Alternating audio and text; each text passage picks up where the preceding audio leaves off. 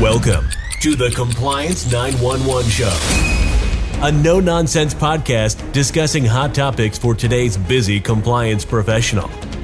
It's everything you wanted to know about regulatory compliance, but we're afraid to ask. And now, here are your hosts, Dean Stockford of M&M Consulting and Len Suzio of Geodata Vision.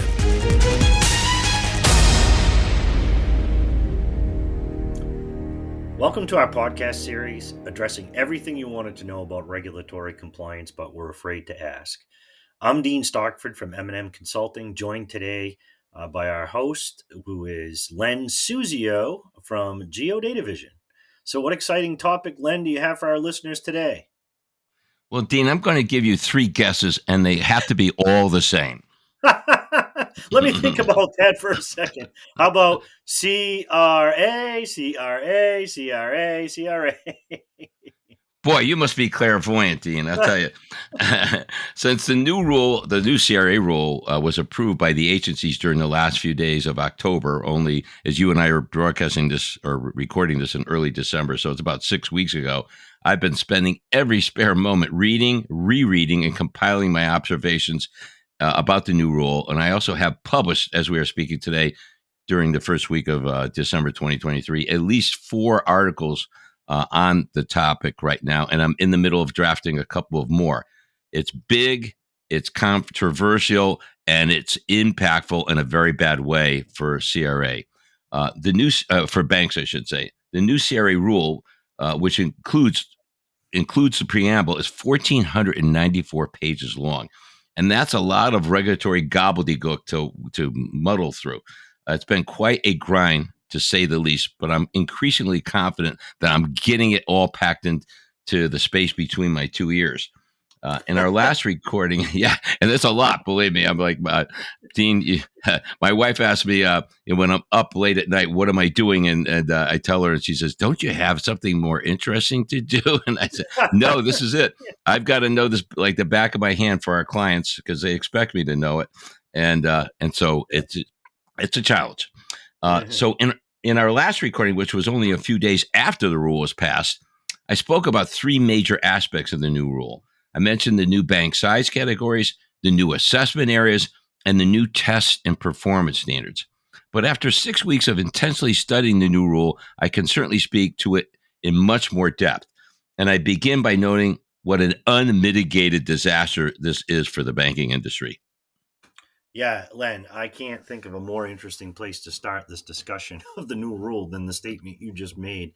Unmitigated disaster for the banking industry, which is obviously a big concern. Exactly what do you mean by that? And how do you know that your judgment is correct and accurate, I should say, in assessing that final rule? Well, ironically, and actually, Dean, my conclusions about the devastating impact on banks of the new rule was handed to me by the regulators themselves. What? Whoa. Do you mean that the regulators themselves have come to the same conclusions? Well, the regulators aren't going public and announcing in the words I'm going to be describing today that the new CRA rule is extremely damaging to banks. Ironically, they announced the devastating impact in a much more clear and effective way, not with words, but with numbers. What exactly do you mean by that? Well, Dean, deep in the preamble to the rule, there are a series of tables developed by the regulators that estimate the impact of the new retail lending tests on CRA performance ratings had the new rule been in effect during previous years. Those tables show that the CRA exam failure rate would have been nearly 10 times the long-term CRA exam failure rate had the new rule been in effect in recent years. For many years, the long-term failure rate for CRA exams has averaged about 1.2%. But under the new rule, the regulators estimate that the failure rate would be somewhere between 10 to 12%, 10 times the historical average. Wow, that's what I call a dramatic impact. I can't, this is hard to swallow. Do you have any insight into what the new rule causes? That whopping increase in the CRA exam? So, when you start peeling back that onion, can you point to any one specific area that says this is why we believe you'll fail? Well, yes. And again, It's the regulators' own numbers and some speeches, by the way, too, that give away the secret.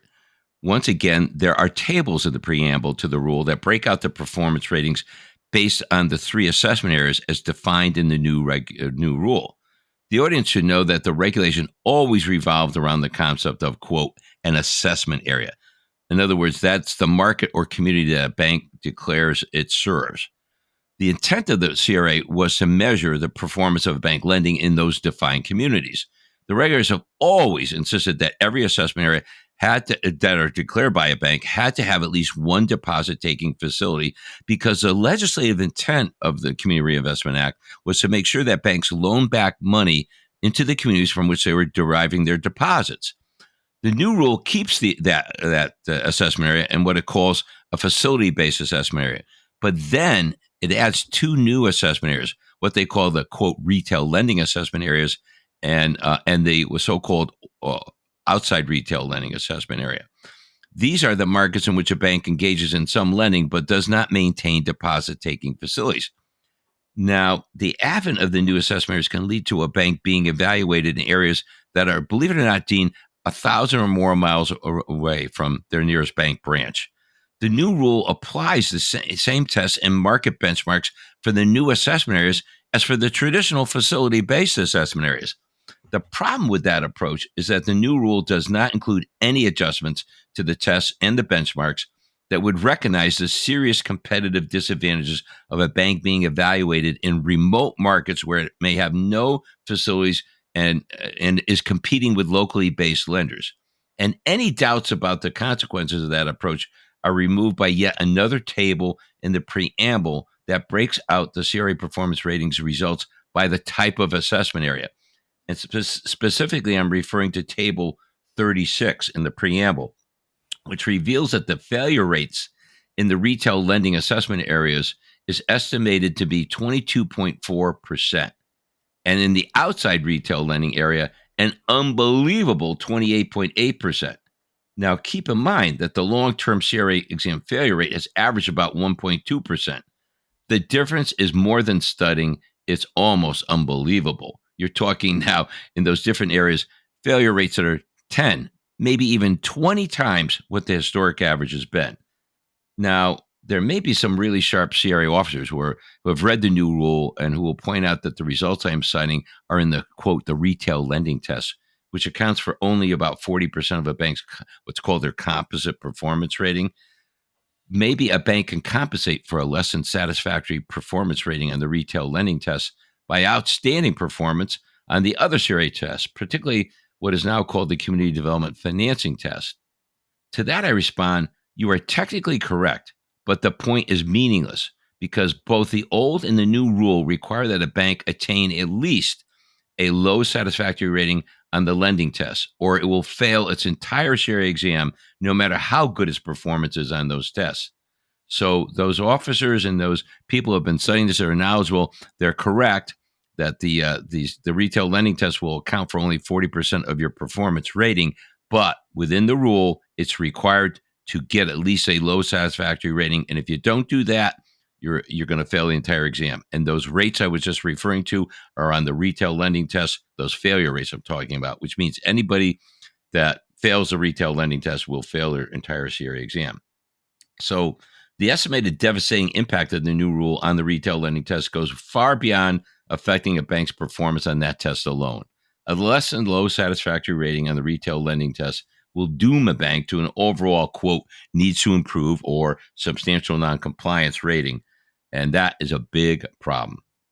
Wow. Those are really significant changes. I haven't seen any article about the new rule that presents a critical view of the negative aspects of the rule as you are informing our audience today. So why do you think that is? Well, I think it's because the new rule is so gigantic. I mean, again, almost 1,500 pages full of regulatory gobbledygook. You've got to read these things very carefully. I've gone over and over and over again, and every time I go over it, you pick up a new angle. So I think the sheer size of the rule and the sheer size of the magnitude of the changes has basically required people to spend a lot of time digesting it. And believe me, as I said a few minutes ago, I have spent just about every waking moment that I can reading and rereading the rule to make certain I'm familiar with it. So I think the sheer size and the complexity of the calculations, by the way, that's another thing which I'll just quickly mention, that the retail lending test requires between 150 to 220 data manipulations in every single assessment area. So if you have 10 or 15 assessment areas, you're talking about thousands of calculations.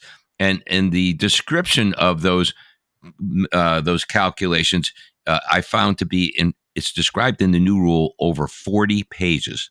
40 pages of descriptions of data manipulations and calculations have got to be done. So, and it's overwhelming to read. And it took me at least 4 or 5 readings and then going back and reading again. And I finally wrote down everything myself and developed a model to make certain I got it right. And it does, that model I've got working at this point in time, so I can plug in the numbers and get the results. But it's daunting. So I think that that's really the big overriding reason. It's just so overwhelming and so complex and confusing that people are reluctant to say too much about it until they get it down. And I haven't seen a single critical article written yet, except for the 4 or 5 that I've written already. And when it comes to the most remote area, by the way, the outside retail lending area, the calculations themselves in that area alone could run into the thousands, because you have to break it down into what are called component geographic areas. But that's a topic for another day that I'll get into. And I will just add one final comment. I don't think this was done by accident.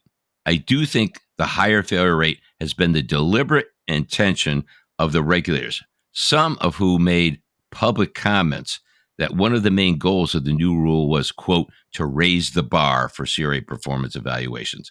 So it should come as no surprise that the impact is negative, it's devastating, and it's intentional. Yeah, all I can say is I'm certain our listeners will be looking forward, I'll bet, with trepidation to more details on other ground-breaking changes contained in this new CRA rule. But my gosh, it is complex. I know that just hearing from some of our clients, there's quite a bit of anxiety relative to those assessment areas and the retail lending tests.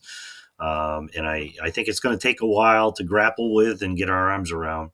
But what a great podcast today, Len. And it's certainly interesting for me, and I'm sure our listeners enjoyed it as well. So this is Dean Stockford from M&M Consulting. And this is Len Suzio with Geodata Vision saying, we hope you enjoyed today's broadcast and found it informative and hopefully not too intimidating.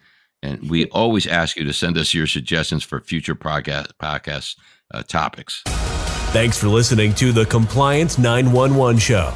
If you like the podcast, be sure to subscribe so you don't miss an episode.